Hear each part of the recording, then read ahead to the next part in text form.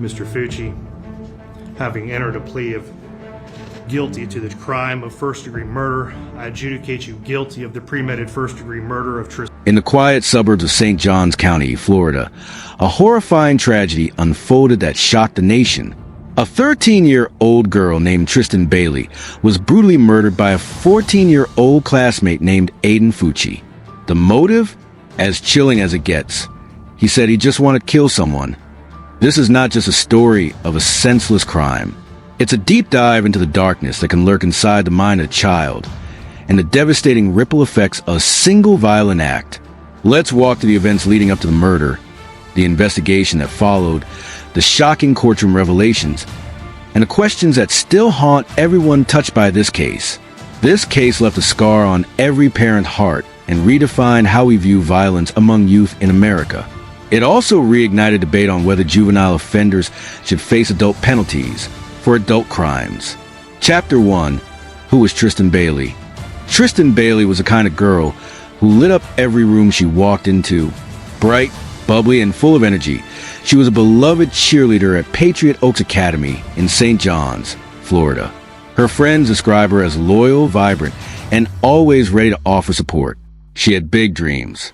Whether it was competing in cheer, hanging out with her family, or simply enjoying her favorite Starbucks drink, Tristyn embraced life with contagious enthusiasm. On May 9, 2021, Mother's Day, those dreams came to a brutal and tragic end. Her family had woken up to find her bed empty. She hadn't come home. After a frantic search, her parents reported her missing. That was just the beginning of a story that would soon dominate headlines nationwide. Tristyn was loved deeply, and her loss created a void that can never truly be filled. Her story continues to resonate in hearts that never met her but felt her light. Chapter 2. The Disappearance. Tristyn was last seen around 1:15 a.m. walking near the Community Amenity Center with Aiden Fucci, a fellow student. Security cameras captured them together, but only one would return. By 10 a.m., Tristyn's mother reported her missing. The tight-knit community sprang into action, distributing flyers and organizing searches. Hundreds of neighbors, classmates, and friends helped comb the area. Later that day, a jogger stumbled upon Tristyn's body in a wooded area near their neighborhood. She had been stabbed 114 times. 49 of those wounds were defensive. She fought for her life until the very end. Her courage during those last moments still haunts and inspires those who hear her story. Each scar revealed how fiercely she tried to survive against impossible odds. Chapter 3. A suspect emerges. Police quickly zeroed in on Aiden Fucci. Surveillance footage showed him returning from the woods alone. When taken in for questioning, Fucci posted a disturbing selfie from the back of a police car with the caption, "Hey guys, has anybody seen Tristyn lately?" During questioning, he gave inconsistent stories. Police found bloody clothes and disturbing drawings in his bedroom, including satanic symbols and mutilated figures. He claimed they had an argument and she fell, but nothing added up when his room was searched. Investigators found Tristyn's blood on his clothing. His story unraveled quickly. The boy who had once blended into the crowd was now exposed as a killer. His calm demeanor in custody chilled investigators, who sensed something far darker than they initially expected. His lack of remorse disturbed even the most seasoned officers. Chapter 4. The Murder Weapon and Scene. The autopsy revealed the horrifying extent of the attack. Tristyn had been stabbed 114 times with a folding knife. Many of the wounds were to her head, neck, arms, and hands. The tip of the blade had broken off inside her skull. Police divers found the knife in a nearby lake, confirming it as the murder weapon. The brutality of the attack shocked even seasoned detectives. This wasn't a sudden outburst. It was rage. It was premeditation. It was pure evil, and it was carried out by a 14-year-old boy. The intensity of the attack suggested pent-up darkness and a horrifying glimpse into a young mind capable of terror. The crime scene itself reflected chilling deliberation and relentless violence. Chapter 5. The chilling motive. What made this case so disturbing was Aiden Fucci's motive.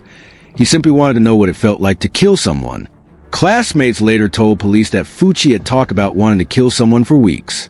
He even said he would do it within 30 days, and that he planned to drag the victim into the woods. Tristyn was just in the wrong place at the wrong time.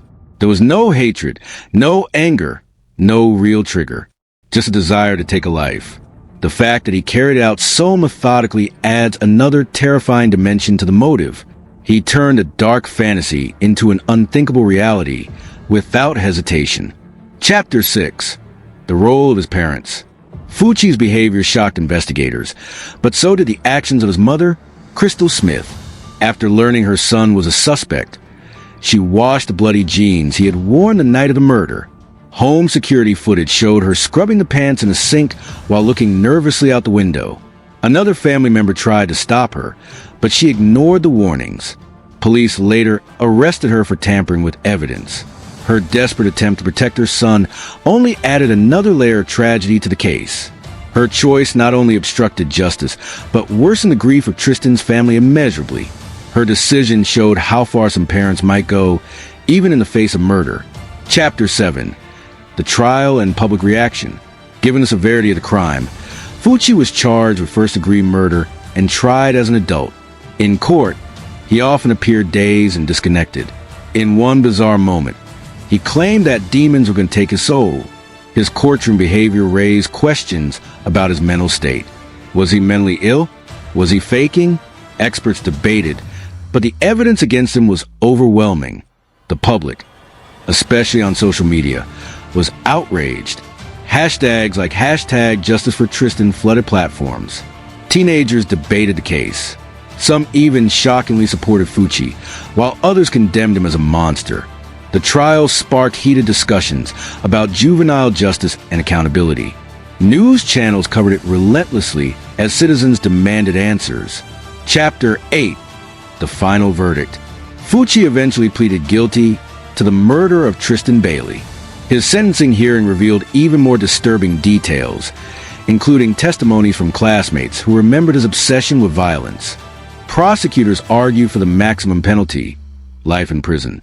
Though Fucci was a minor, Florida law allowed him to be sentenced as an adult due to the heinous nature of the crime.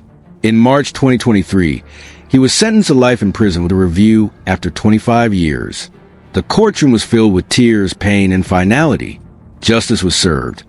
But for Tristyn's family, the loss remains unbearable. Their lives were forever changed the moment Tristyn didn't return home. Her absence is a daily ache that no sentence can ease. Chapter 9. Aftermath and Impact. The Bailey family used their grief to fuel change. They launched awareness campaigns and partnered with schools to educate teens about violence, mental health, and peer responsibility. Tristyn's story became a rallying cry. Her face was on billboards. Her name was spoken in state legislatures. Communities discussed how to better spot red flags in troubled youth. One tragedy sparked a movement, and Tristyn, even in death, inspired a legacy. Her life may have been short, but her impact continues to ripple outward with purpose and hope. Her legacy is now shaping safer communities and stronger prevention systems. Conclusion: a reminder that evil has no age. The murder of Tristyn Bailey by Aiden Fucci serves as a chilling reminder. Evil doesn't always come with warning signs, and it can appear even in the face of youth. What drives a child to kill? What signs were missed? And how do we protect other children from becoming victims or perpetrators? This case left an indelible mark on a family, a community, and a nation. It is a story of senseless violence, devastating loss, and a desperate need for change. Thank you for watching. Please remember Tristyn Bailey. Share her story. Learn from it. And always choose kindness. Let her memory remind us of what truly matters: love, vigilance, and compassion for one another. Her light must not be forgotten. Her name must live on.